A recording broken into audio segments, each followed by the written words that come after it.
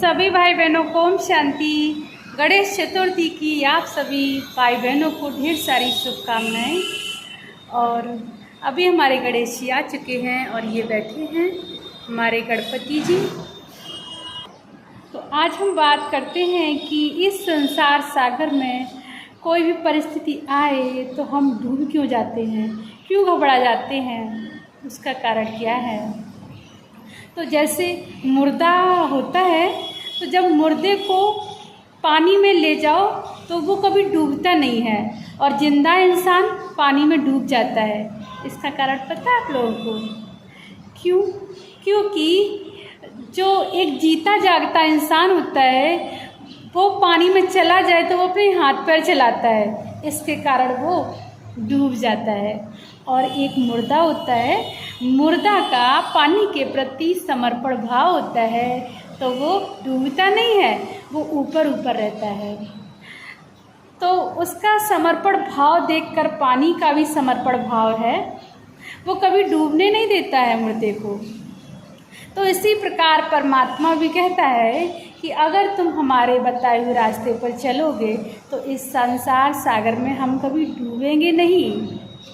और परमात्मा के प्रति हमारा समर्पण भाव होगा तो हम कभी डूब नहीं सकते हैं। और डूबेंगे कब? जब हम भी परमात्मा के साथ ना कुछ कलाकारी कर देते हैं, उनके बताए हुए रास्ते पे नहीं चलते हैं, अपनी मनमत चलाते हैं। क्योंकि हम अपनी मनमत से कोई कार्य करेंगे तो उस जीते जागते इंसान की तरह हाथ पैर चलाएंगे ना, तो हम डूब जाएंगे।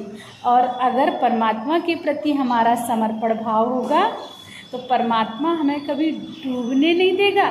डूब रही होगी नैया ना, तो भी वो बचा लेगा। तो कुछ लाइनें हमें याद आती हैं कि गहरी नदिया नाव पुरानी, कौन घाट कैसो है पानी, पार उतर जाए है सो ज्ञानी, केवट से मिल जाइयो हो तुम। तो परमात्मा हमारा केवट है, नाव का रखवाला है। परमात्मा के प्रति हमारा समर्पण भाव होगा तो कभी हम डूबेंगे नहीं इस संसार सागर में, और हमारी नैया हंसते खेलते मुस्कुराते पार हो जाएगी।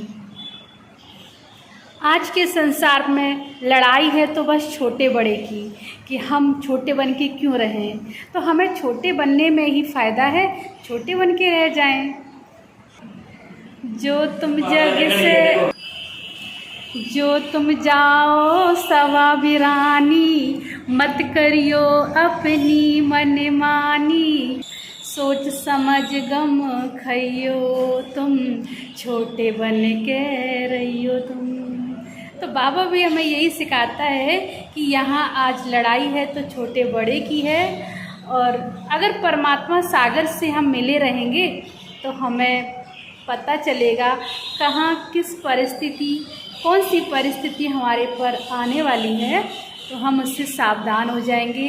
हमारे अंदर हिम्मत आ जाएगी कि हमें इस परिस्थिति से कैसे लड़ना है, और संसार सागर में हम पार हो जाएंगे।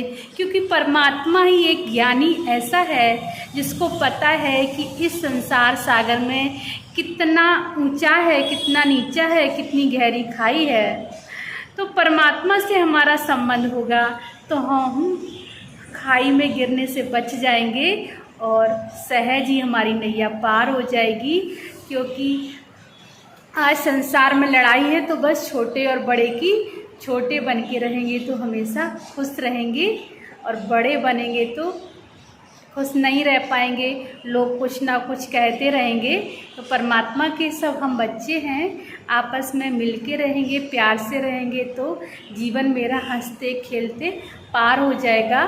समर्पण भाव होगा तो हमें किसी प्रकार की परिस्थिति का सामना नहीं करना पड़ेगा, और संसार सागर में हम पार हो जाएंगे।